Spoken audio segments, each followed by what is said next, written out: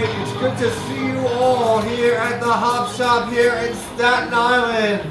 My name is Thompson Toole. I'm a poet and writer here in Staten Island. I do have 2 books out, Sonic Sphere and Sirius, both on Amazon.com if you want to purchase a copy.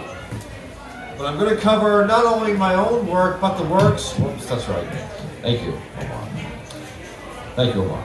I also have work to cover from other poets and writers that have come before me. This poem has been written by Margaret Atwood, entitled More and More.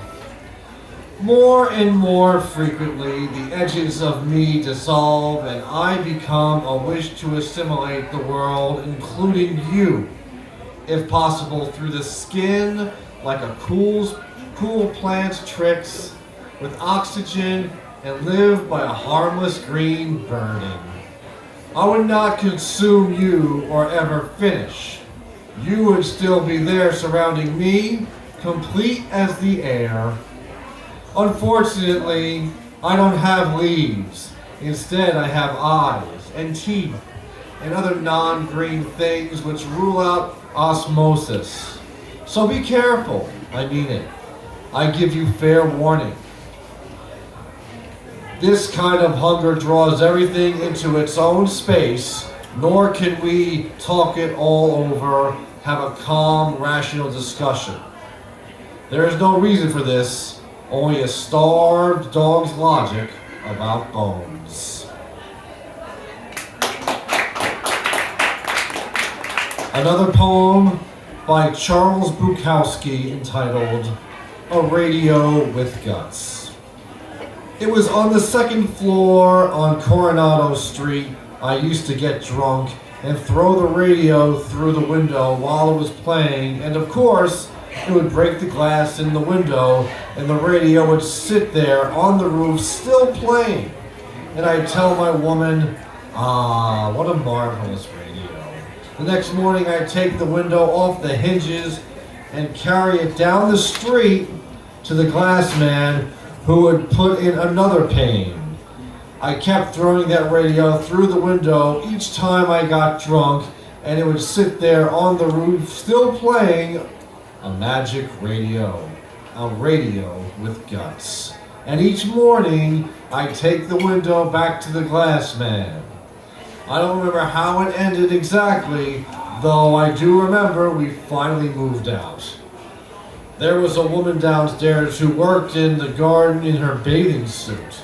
She really dug with that trowel, and she put her behind up in the air, and I used to sit in the window and watch the sunshine all over that thing while the music played.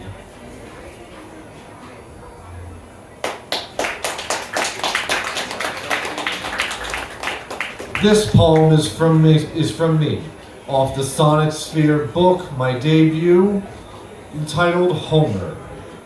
In a city with no state lives a man who loves his family and hates his boss. He's lived a good life like no one else can, picking out drinking beer like one big hoss. Traveled through space, was a baseball mascot, even went touring with the Smashing Pumpkins. Quite the average man, he did a lot, especially kissing Lurleen Lumpkin. His adventurous spirit goes so far, living many lifetimes in only one, while driving the same plain, pink, beat-up car. After 30 years plus, he's still not done. With wife Marge, kids Bart, Lisa, and Maggie, for a balding fat guy, he's quite claggy.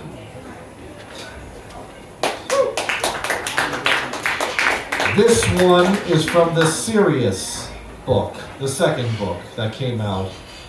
This is entitled The Inner Turmoil Showcase. I wish I didn't feel as much as I do sometimes, because there's a price for bearing your soul in the way that your environment becomes afraid of what sit and watch you self-destruct anyway. Assholes. Fuck it then. Bare your soul and ask for help, even if you had to put on a show to do it free of admission. A painful feeling that we need to experience is wanting to be heard, only for life to shut us the fuck up. That's when it's time to explode at a level so high, the other planets still want to recruit you to destroy the Earth. Also from the serious book. Yes. Flowers.